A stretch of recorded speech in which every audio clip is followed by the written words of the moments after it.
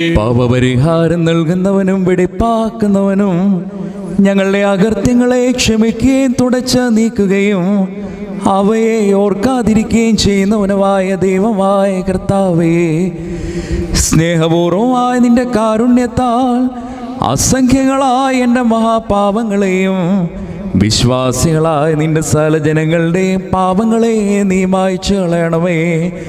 ഉത്തമനെ, ദൈവത്തോന്നി ഞങ്ങളോട് കരുണ ചെയ്യണമേ. ദൈവമായ കർത്താവേ, നിന്റെ കരുണയാൽ ഞങ്ങളെ നീ ഓർക്കണമേ.